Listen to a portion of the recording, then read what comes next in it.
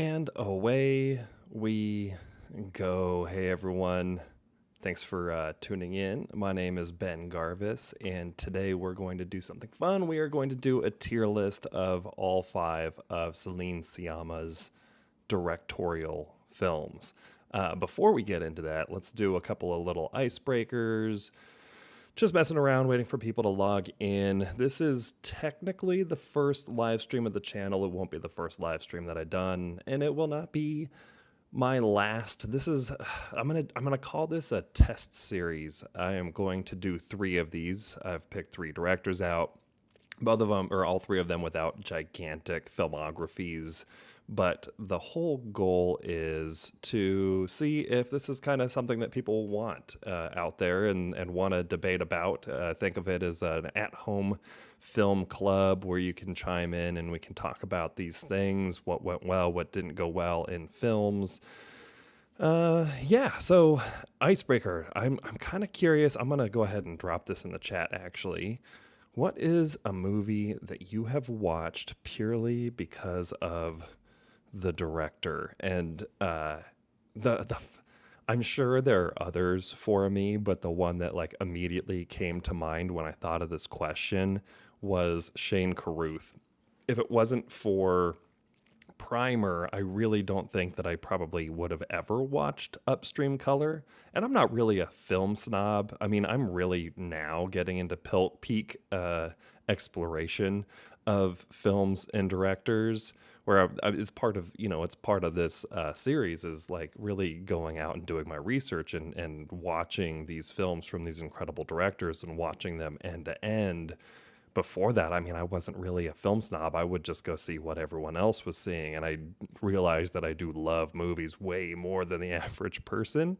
But yeah, I think at some point I had this realization that was like, I wonder if that guy that made Primer ever made another movie. And then I kind of searched for Shane Carruth and found Upstream Color, and I watched it and I was like, oh my God. Upstream Color was like the guy who made Primer learned color. It was good. I really enjoyed it. I actually have a whole like 35-minute long video that I've been working on for a couple of months now that basically tells the whole Shane Carruth saga from his start and his meteoric uplift all the way to his meteoric fall. And that's gonna be interesting. You know, it's kind of hard talking about something like that because you want to see the human being behind all of it, and there's a lot about Shane Carruth's breakdown that we just don't know and we probably will never know. And I want to make sure that I do him a service, but at the same time, you know, this is somebody who was physically abusive and a stalker and, had these lawsuits against him and had this predatory behavior and was an auteur filmmaker. So there's a lot to balance in it. And I want to make sure I do it right and make sure that everyone feels that their story was told. And I don't know why I put that pressure on myself, but I'm putting that pressure on myself. Okay. Question number 2. Here we go. Let me put this in chat. If Wes Anderson directed an action film, what would it be like? My immediate reaction on this, and I did not think I was going to have this reaction, but my immediate reaction was, oh my God, it would be like Bullet Train, but with weird color and everything centered. It would just be pastel Bullet Train with everything centered. I'd be curious what everyone has to say about that, though. And then the last one, it's what is the most visually unique film you have ever seen? And that one's harder for me. I'm trying to think of a movie where when I was watching it, I was like, what is going on here? And I mean, it could literally be any Wes Anderson movie. I remember watching Asteroid City and thinking like, everything here is so deliberate. And I understand why he made all the decisions that he made. But at the same time, Wow. That's incredible use of color. Okay, here I know what it is. It's The Aviator. I Scorsese, woo! That's gonna be a fun director to do on this series someday because we're, 50 plus movies or something like that. I actually saw him speak this weekend, and I, I, I'm not the world. I understand the infatuation with Leonardo DiCaprio, and I understand how good of an actor he is, and the good that he's trying to do in the world. But also, like, there's just something about his face where I just don't enjoy his movies as much because I'm like, I don't know. Oh, that's Leonardo DiCaprio. I'm not really, maybe it's because of everyone else's obsession with him, but I just watch Leonardo DiCaprio movies and I think, oh, it's just Leonardo DiCaprio. Like I struggle to get into his characters because I just see Leonardo DiCaprio. But The Aviator, I actually rewatched that not too long ago after having made my first film and getting more into this film industry. And it was the first time that I kind of realized what Scorsese was doing with color in that movie, and the fact that there were these almost Wes Anderson style um, uses of pastel colors, and the way that he adjusted in the color edit was just unique. And it could be looked at as kitschy, but I liked it. I liked it. Okay. I mean, it's been a little bit over 5 minutes, so let's dive in and let's talk about Céline Sciamma. But first, again, I'm going to rehash this a little bit. This series. The whole goal is that I am going to go and watch all of the films in chronological order from all of these incredible directors with no context. I think it's also important to have no context on them so that I can kind of like experience them organically and experience them organically through the life phases and the learning curve of these directors. So that's what I effectively did with Céline Sciamma. We'll get into that a little bit, but I also believe that all great directors have their bad movies for the most part. I didn't feel that way with Sciamma. I had never seen any of her movies before. In fact, not always the biggest watcher of indie films. I'm sorry, not indie films. That's a lie. That was a bold-faced lie. But I am not. I do not watch a lot of foreign films. There's a level of attention that they demand if they're not dubbed that I struggle between work and projects to pay attention to them and give them the due that they need in order for me to feel like I fully understood them. So like with Céline Sciamma, I basically had to just stay glued to a TV reading the subtitles through all of them because I don't speak French. But I think most directors do have bad movies, and I'm sorry, Kubrick. This may be a hot topic, or a hot take, but Eyes Wide Shut really wasn't that great. Okay, so let me talk about myself. My name is Ben Garvis. I am an indie filmmaker.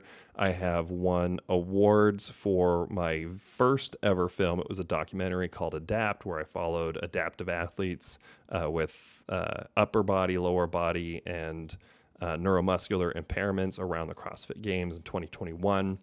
That was the first project. It will not be my last. I have 2 films that are in production this year. Hopefully one of them will come out by the end of the year. The other one will come out next year.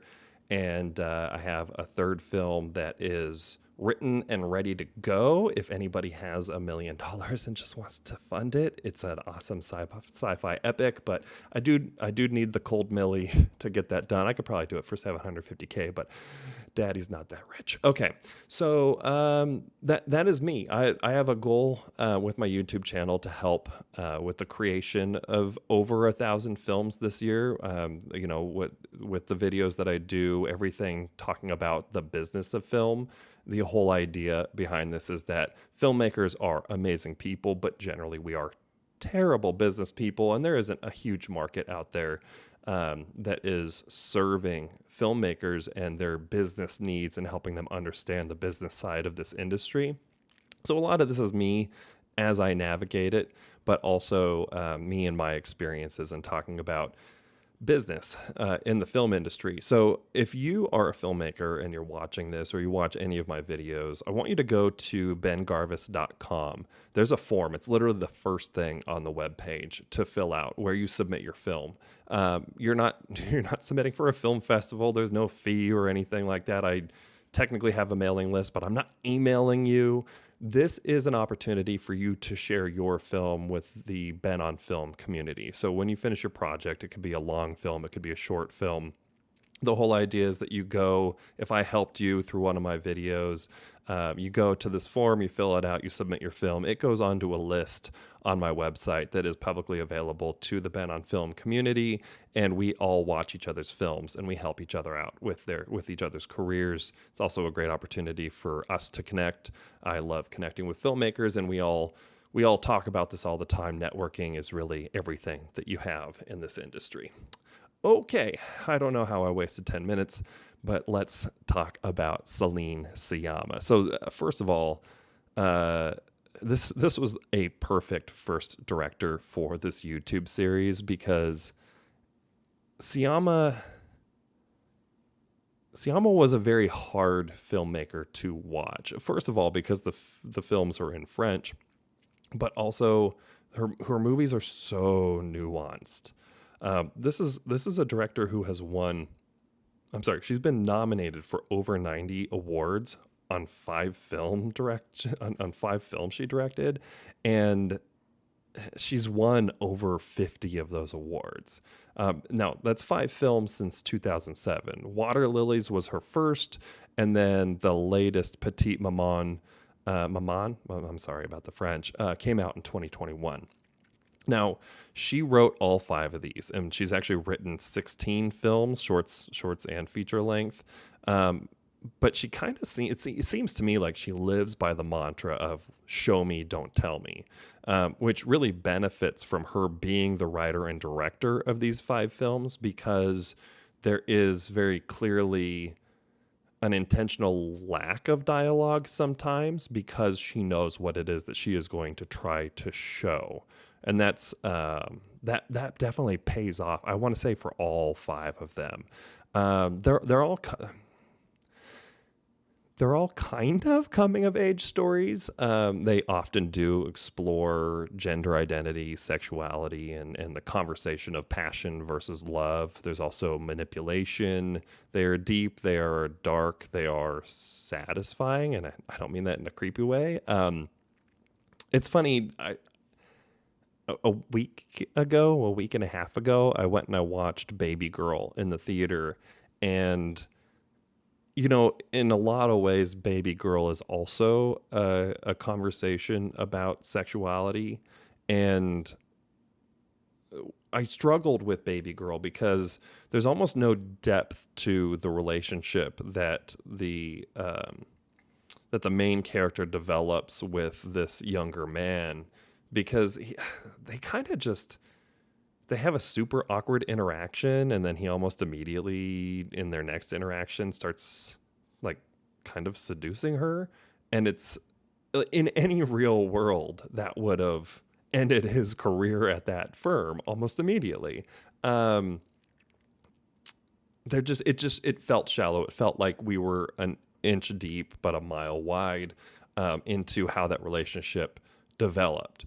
And when I compare that to Céline Sciamma's work, it is sometimes an inch wide and a mile deep. There is the slow burn on the relationships, and you really get to understand the relationships. And then what it does is very late in the film, sometimes halfway, sometimes 3/4, and sometimes at the very end is where you get a huge twist or like a huge climactic payoff for how those relationships developed. And it's fascinating. And when you compare that to what was going on in Baby Girl, it was kind of mind blowing to me. There are 2 completely different experiences, and you can tell. And I think that Sciamma pulls it off so much better than Baby Girl did. I'm sorry, I get it. It's 50 Shades of Grey meets older woman, younger man. But these coming of age stories actually, while exploring similar themes, maybe not I don't know if I could call it BDSM because it's not that, but it is similar vibes, but completely different ways of telling the story. And I think this one is better. That said, there's also kind of like a general trend where these all have absentee parenting in some form, and it kind of gives you that like this is what happens when your parents aren't around mentality. There's Sciamma paints this picture that there is this whole world of life that happens between moments of parenting. And I think we all forget that. We forget that about being kids, where there was a lot of, well, what can I get away with when my parents aren't looking? Or there's a lot of, what am I doing when my parents aren't looking? And it may not be intentional absenteeism from your parents, but it is definitely that they are not there in that moment. We forget how many moments our parents weren't there for while we were exploring. There's actually, I watched Petite Maman this morning, and there was this moment where the mom is kind of tucking the daughter into bed, and the daughter keeps asking questions, and the mom says, "Do you always ask?" This is paraphrasing, but asks, do you always ask these questions before bed?" And the daughter responds, "It's when I see you," which was, as a parent, I feel like that would be heartbreaking. But also it kind of made that point of like, there is a whole life that happens between the moments that you spend with your parents. And that's pretty interesting. Okay, cool. So, what else? Slow burns. Okay, so she also has a really like a penchant for casting, and I didn't look into who did casting on all of her films, but she's picking up these very young actors and getting incredible performances out of them. I don't know how she does it. It's amazing. It's amazing what she does. I was going to say what she does with kids. But no, like the young actors in her films really churn out incredible work. And it does come full circle in some ways, because one of the stars of Water Lilies, the first film, is one of the stars in Portrait of, is it a woman? A Lady on Fire, which is her fourth film. And more on that later, but yeah, the way that she finds actors and the way that they develop in the film is amazing. There's a comfort with silence that she has. Her movies, in a lot of ways, could be looked at as very silent films. Oh, now she does fill it very, very effectively with music and natural sound, but the characters need to be comfortable with silence, and the audience needs to be comfortable with silence. I will say there was one thing that stood out to me as like a critique. And look, after watching these films, I don't feel like I have any authority to critique Céline Sciamma in any way, shape, or form. But I will say there were a couple of scenes that I noticed where I was like, these things are pretty horribly overexposed. And my initial reaction to that was, let me go look. I noticed it on one film, then I noticed one really, really, really horribly overexposed film in scene in Girlhood, and I was like, did I just see that? I rewound because it just seemed so out of place relative to everything else that was in the film.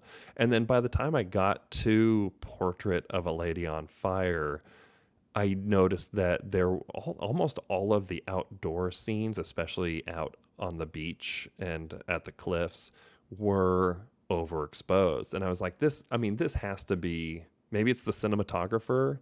So then I looked it up, and it was two different cinematographers. So Claire Mathin and Crystal Fournier both have been the DP on have been DP on two of her films each. So it seems like it's more a Céline Sciamma thing than it is the DP, unless it just got unlucky. I also, the other thing that I was worried about was I was like, maybe this is a film thing, and this is, film is harder and harder and harder to work with as the resources and the education on how to use those resources gets further and further from general public usage.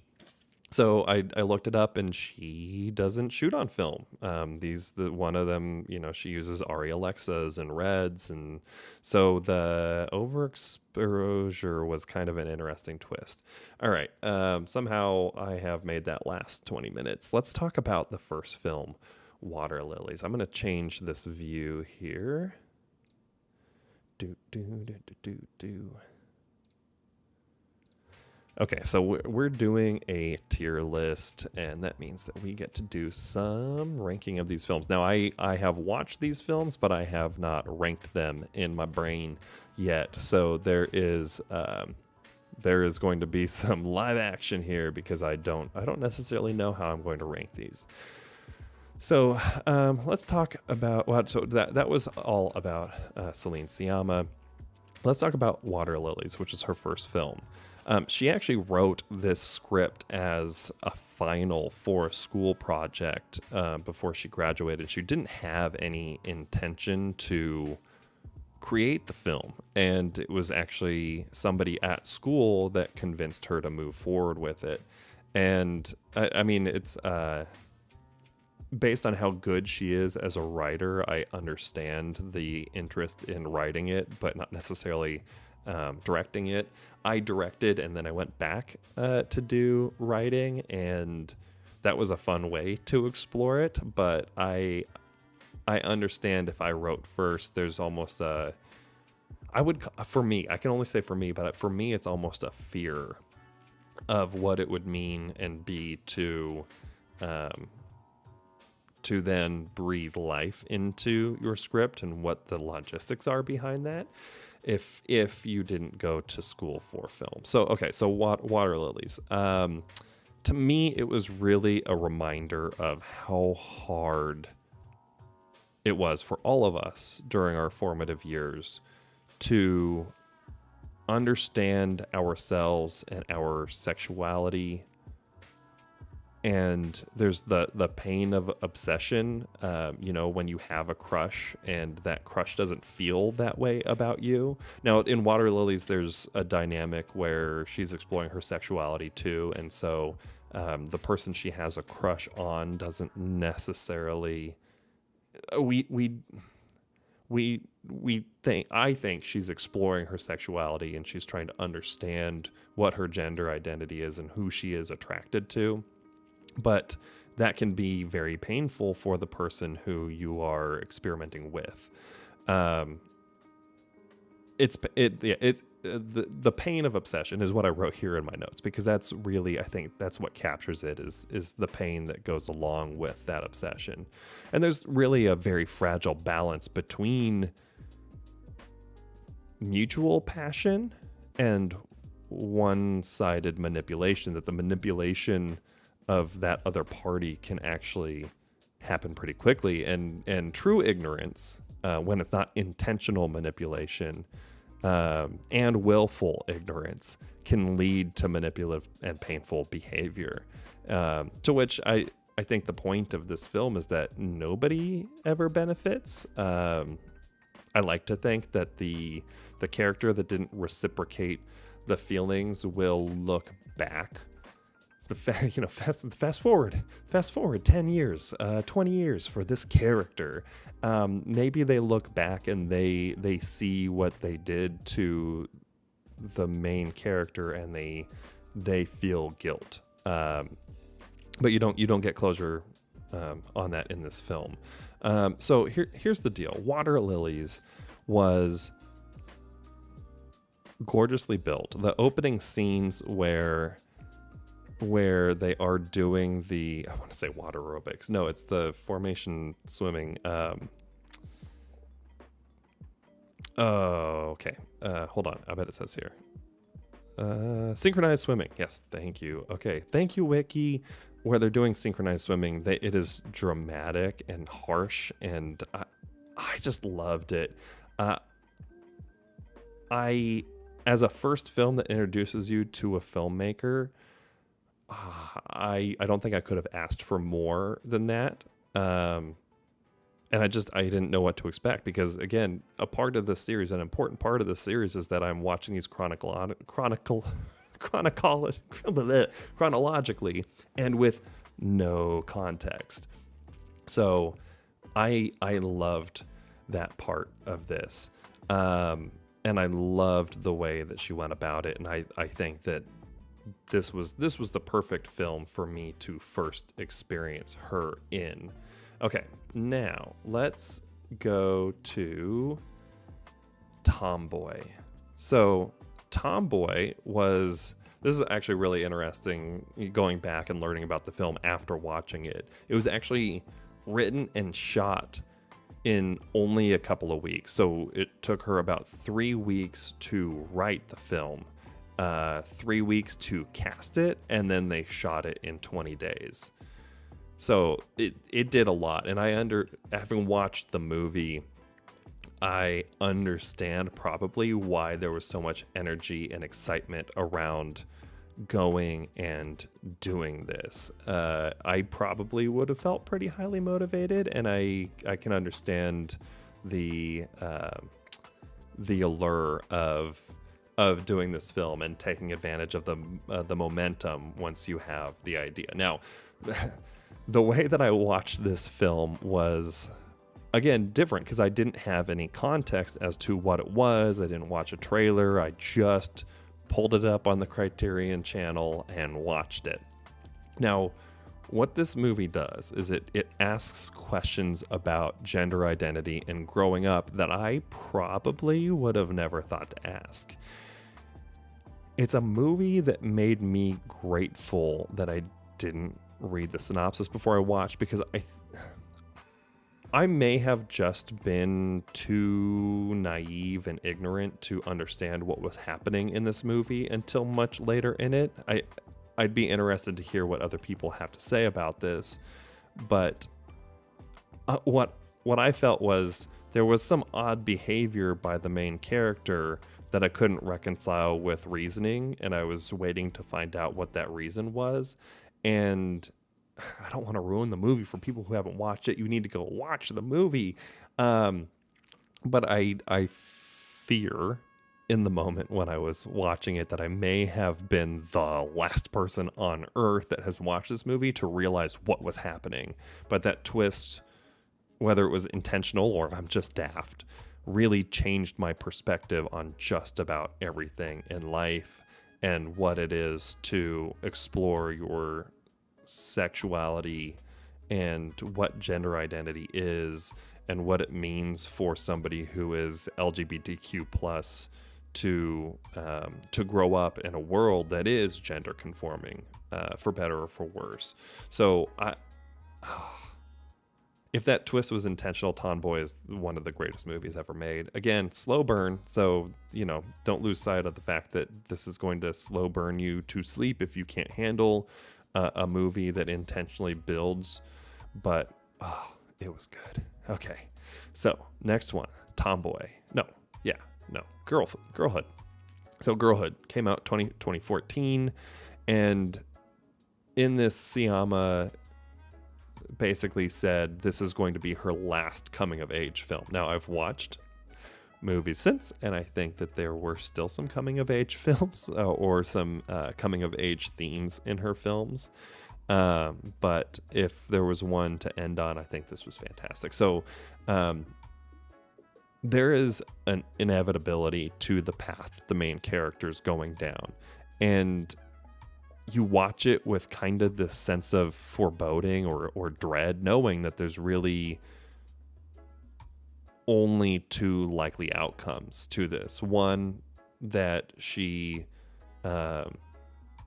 is either rescued or has some huge realization about her life and pulls herself out of this group that she's embedded herself with, or that she continues down this path and it ends in death or prison. It's not that behavior was inherent to the character. She could have had more choices if her personal life that she grew up with, that she inherited from her parents and her living situation and her brother and all of that were different. But with every bad decision she makes, you can feel the total number of life options that she has getting smaller. She's kind of simultaneously the victim of her circumstance, but also the cause of her decline. And it's proof of how good she is, that and the depth of the storytelling that Céline Sciamma had wrote, that she is on this downward spiral, but she's also protecting her sister from this horrible thing that kind of put her into this terrible position, and it's at a cost to herself. And for as this film does a lot. There's also like this piece of context that it gives you, where she's a young woman running with a group of, I don't want to say the word gangsters, but a little bit of a more frisky group of women, and as much as I think a two-dimensional movie would just tell the story of the negative side of that friendship group, it is still friendship. And there are moments where the group takes care of her and worries about her in a way that she's not getting from her family. And that was great storytelling. Okay, so all of that being said, Girlhood, it was good. It was good, but it was not, I don't think, her best work. There were pieces of it where I was like, it's just not loving it in the same way, and I don't want that to look. I would say a Céline Sciamma movie that ranks a B on a tier list is better than most movies are from any other director. But because this tier list is relative to Céline Sciamma's work, Girlhood was my least favorite of her movies. And that says something, right? The floor here is a B. So that's pretty good. Now, let's talk about Portrait of a Lady on Fire, because this is the only time that she's actually circled back and reworked with another actress. And you do, when you look at the history of it, she apparently was dating this actress. So they met when this girl at the time was casted for Water Lilies in 2007. So she's, my best guess, 13, 14 in Water Lilies and playing a younger character. But at some point by 2019, so that was 2007. By 2018 actually is when the story came out. That actress announced that they had actually been dating, and the relationship ended amicably before Portrait of a Lady on Fire came out. So interesting little tidbit. But okay, so Portrait of a Lady on Fire. I don't want to ruin these movies, especially for the people that are watching them that haven't watched them before. But there's just something about Portrait of a Lady on Fire that I almost have to just betray the film in order to give it a rating, so you can understand the power of Sciamma's work in this. So, okay, let me skirt around it by talking about some other things and see if I can approach this in a way that doesn't ruin the movie for people. First of all, the casting in this movie is incredible, and specifically, the thing that really stands out to me is Sciamma's use of the eyes of the actors. Every single actor has incredible eyes. I could not stop looking, and I don't know if it was because she lit these things to bring their eyes out, or they chose colors to bring out the eyes of all the actors, but if the eyes are the windows to the soul, then Portrait of a Lady on Fire is a glass building. It is all windows. It was a beautiful movie to watch. There was a quote that really stood out to me when these two characters are falling in love, and it was, do all lovers feel like they're inventing something? It's like they were exploring each other, and there was that like newness and that excitement about it, and I understand exactly what the character meant and what Sciamma meant when she wrote that and when they acted it out, because I think we've all maybe felt that way in a relationship, that there is a level of like exploration. Nobody taught us this, right? Like in a lot of ways we are figuring out our relationships in real time. There was a scene that was I almost want to say it was intentionally funny for being dramatic, where there's a character that is going to go see a woman about, for lack of I'll just say it, about an abortion, right? And this is I mean, in my guess, the 1700s maybe. So there, it's an herbal solution. But while this woman is treating this girl, she's laying on a bed that has a toddler and a somewhat newborn baby on it. And there's just that like juxtaposition of the abortion plus having 3 kids in the room that belong to the woman that's giving the abortion. And I don't know if social commentary about the effectiveness of the treatments back then, or what, but it was, I almost feel like Sciamma was trying to tell a joke at that point. Now this is, okay, so one more thing about this. I'm not going to ruin the movie, but I will say that what Sciamma did here was build an entire movie that, instead of climbing up to a climax and then climaxing and having a decline, this movie builds and builds and builds and builds and builds and builds and builds, and then right at the end it climaxes and ends. And it's unconventional storytelling, right? We're all told, hero's journey, save the cat, kill the dog. All of these stories have very clear order and order of operations to the way that they're written and the way that they're gone about and done. But Sciamma throws that out, and the end, the last two scenes of this movie make the entire movie worth it. And somehow almost the entire movie happens in somewhat real time, and then the last like 2 minutes, maybe 3 minutes, is maybe 5 years later and 10 years later, and she does so much with just a little hop in time that it makes the whole movie worth it. It was gorgeously shot. It was great storytelling, great character development, and again, the eyes. The eyes. Okay, that's an S tier.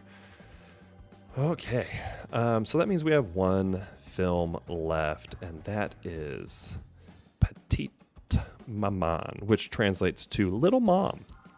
Again, no context. When I went in to watch this, it turned out to be kind of like a sci-fi fantasy film, which I did not expect, having watched 4 of Sciamma's films before that. And she does it really well. There's no, she's not trying to play games. There's no, extensive use of, CGI or even practical effects. There's just kind of genius of budget. It's the same house that they used twice. It's the same furniture, but they put protectors on the furniture in one scene. It's the same wall, but there's a coat of paint. It's just a forest. And with those maybe intentional limited resources, she tells a sci-fi story, which I think is a good reminder to all of us that you don't have to have these crazy resources in order to tell an inventive story. I talked about Shane Carruth earlier on in the stream. I mean, there's a guy who he did use use what he had and at a low budget to tell a sci-fi story, but he also relied pretty heavily on his own practical effects and stuff. And Petite Maman went about it with no practical effects. That's again, like when I talk about how Sciamma's lens as a screenwriter translates over to her effectiveness as a director when she wrote and directed the film, because she knows what she wants to do when she writes the script. She doesn't necessarily have to worry about how to fill in those gaps for a different director that she wrote the film for, and it pays off. There was I mentioned it earlier. There was that quote with the mom at bedtime where the mom asked, "Do you always ask questions at bedtime?" And the daughter responds, "That's when I see you." So there's that absenteeism of parenting, or that theme of life that happens between moments with your parents. But the movie also, when it comes to parenting, it kind of reflects on the questions that we don't ask our parents, that our parents aren't necessarily, I don't know about your parents, but parents don't necessarily actively tell stories. They don't get naturally intrinsic and nostalgic, and they don't often tell long stories about what they felt and what happened and moments in their life. And just in the last couple of years, I've tried to build a better relationship with my parents where I ask them questions about their life. My mom, when she was a kid, the World Expo came to her hometown, and she was in a choir that sang at the World Expo. And, you see the light in her eyes when she gets to tell stories about that experience. And I don't think she would have told those stories if I hadn't asked. Asking my parents about how they felt in real time when they were parenting, asking them about what happened with world events. We were talking about Joe Biden, and oh great, here comes the politics. We were talking about Joe Biden and the Hunter Biden situation. I don't want to get into the politics of it, but it was like, this is a politician who had maybe not the greatest behavior out of a son, whether it was the drugs or otherwise. I mean, you could say the same with Donald Trump and DJ TJ and his likely drug use. But my parents started talking about, when they were growing up, and they had, Carter as president, and Carter had a brother who was kind of a mess. That, there's this general behavior with politicians and how they act around their family when they're like intentionally work around their family when their family may not be either above board or may not have their stuff together. And like, those are all stories that provide context historically and personally that I think we all want. And so there's a conversation between the girl and her father in this movie where she says, "You only tell me the little stories." Like, she wants more information about her mom and her dad and how they were when they grew up. And the dad just kind of says like, yeah, well, I didn't like my parents. The scene kind of ends there, but it alludes to like her starting to ask her parents more questions because of the sci-fi in this. She's given an opportunity to have conversations with her parents, and the curiosity to ask them questions about their life and their experiences, and she wants to know more because of the things that are happening in the film. There's also kind of this really sad, the film starts with her grandmother having just died, and she has this realization as they're driving away that she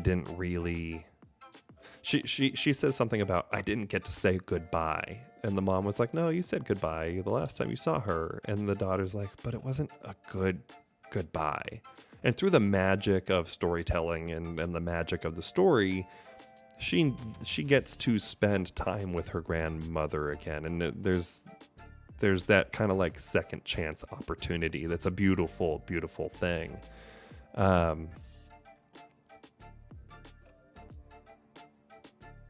There's one more moment in it that I really loved, and she's talking to the little girl. Main character is talking effectively to her mom when her mom was her current age.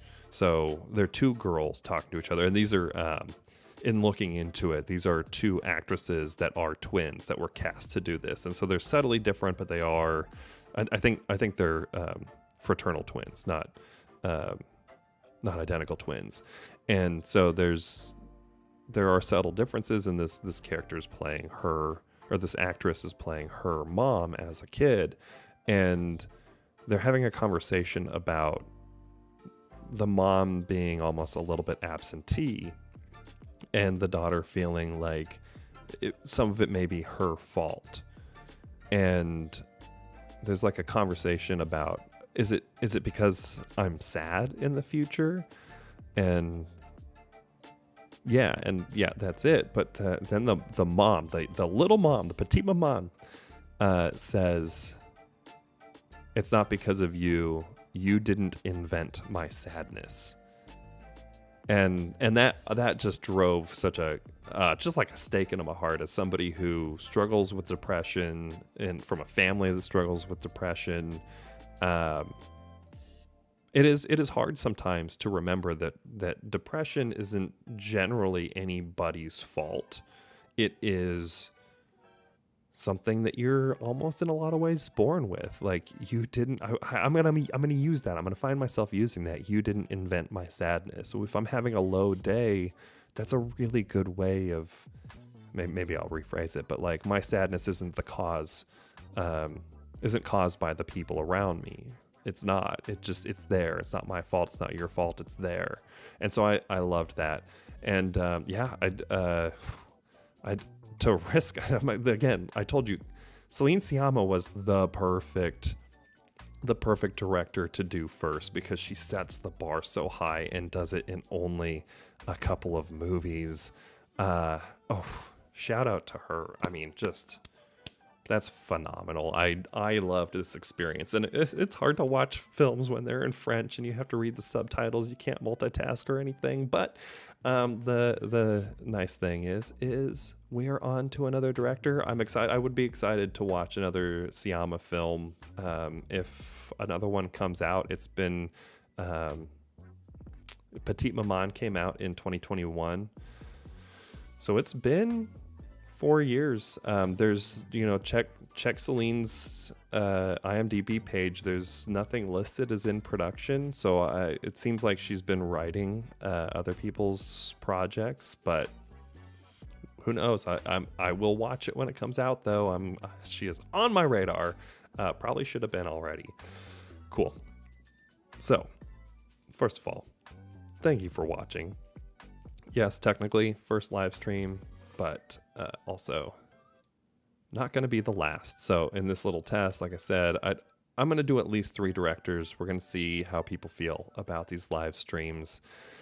But let me give you a little intro. So next week, Thursday, I am going to live stream on Karen Kusama, who is also a director that has only directed 5 films: Girl Fight, Aeon Flux, Jennifer's Body, XX, and Destroyer.